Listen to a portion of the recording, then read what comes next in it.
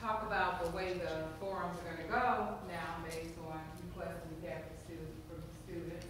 And that is, one request was to have it somehow or other videotaped so that students who are not here have an opportunity to see it. And another request was an opportunity for students who may have questions, they can send questions in during the forum.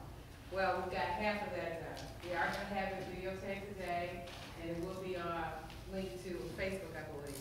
And by the next meeting, we will have a website established where students we'll have a laptop and students can send in questions during the actual event. So, wanted to announce that. Secondly, or the next, in order to begin, I just kind of want to talk about some things that are going on in the division initially. Mike, how are you? And give some announcements and then open it up for questions. In terms of staffing, I want to talk a little bit about things that are going on across the division, starting with the Office of Student Involvement. Some of you may already be aware of this. These things are something more, but I'm going to go ahead and announce them. We want to begin by welcoming Ceci Rivera as the new coordinator of Greek Life. She started a couple of weeks ago. She was formerly in the Office of Special Events, but she's both a member and an advisor for the Sigma Lambda Gamma sorority, and so she's been very involved with Greek Life here, so we're really excited and we welcome Ceci. And one of the things that she's already organized is an open house on Thursday, October 29th from 3 to 5. All students are invited to join. It's an open house in the Office of Greek Life.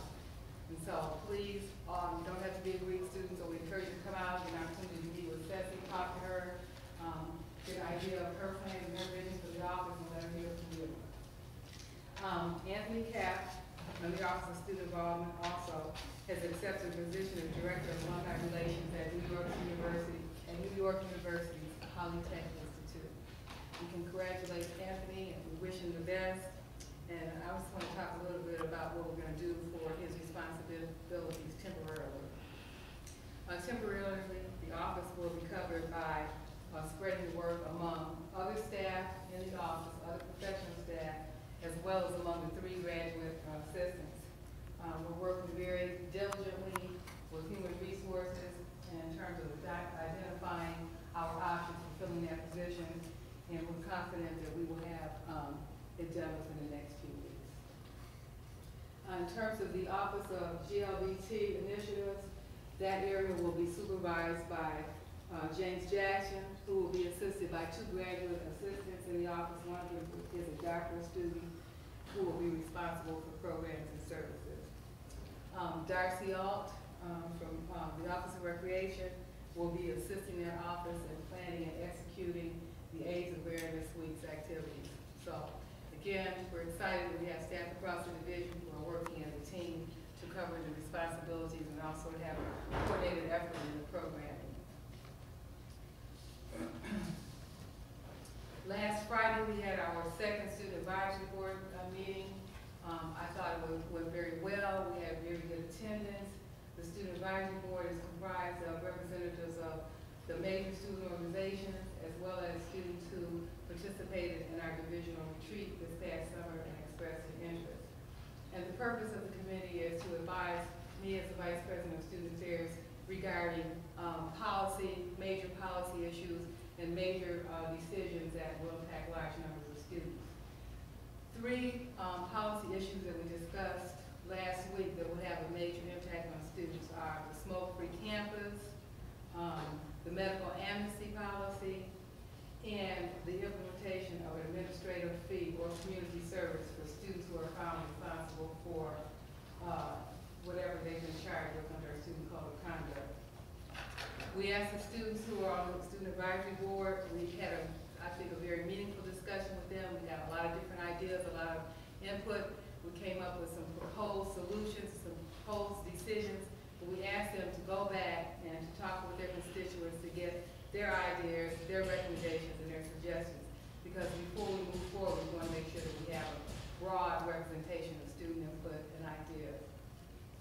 Any student who has any ideas regarding that can speak to any staff member in the Division of Student Affairs, to myself, to the Dean of Students, or any staff member in the Division of Student Affairs. Another item that you may be interested in is we are currently switching over to a new system for our Rocket Card. I'm going to ask David Ward to speak a little bit about that. Some of you may remember, and I'm not sure if it was a student senate meeting, but in a previous meeting, students had raised questions about vendors who are off campus, retailers who are off campus who no longer take the Rocket Card. So David's looked into that, and I'm going to ask him in just a second to give an update on that. I want to announce a couple of upcoming events, and then I'll let David speak and then open it up to questions.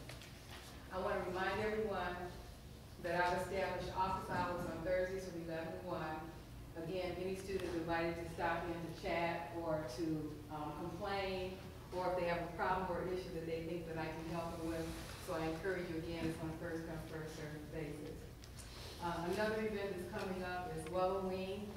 Walloween is a tradition here at the University of Toledo, and it's an opportunity for students, faculty, and staff to have a wide variety of free health-related screenings.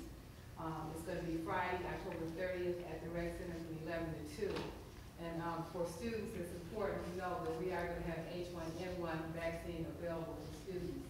It will be from 11 to 2. There will be no charge. Any student who comes to Wellowing can get the H1N1 vaccine for no charge.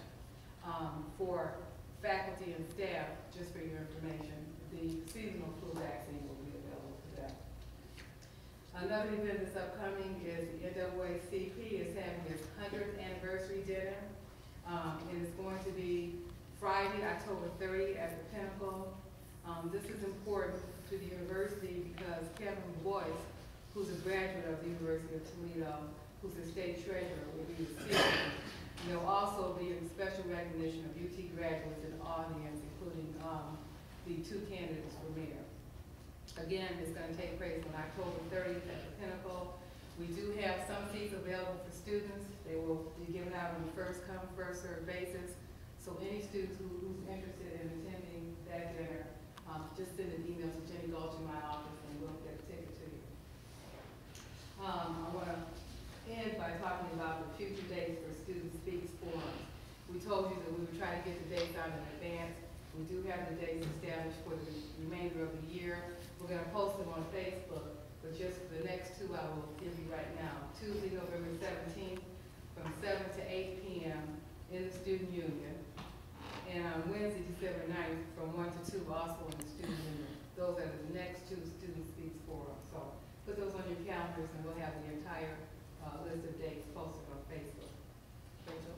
We're at the Student Union. We don't have the room yet, so we'll get the room out on, the room will be on Facebook. Okay, Dave, you want to just say home talking about the new system, Blackboard system? As Kaye mentioned, as many of you may be aware, we did switch servers for our Rocket Card system. That's caused some consternation, of course.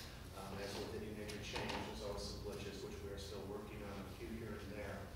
For the most part, the switchover actually went well when we consider what could have all gone wrong. Access to the residence hall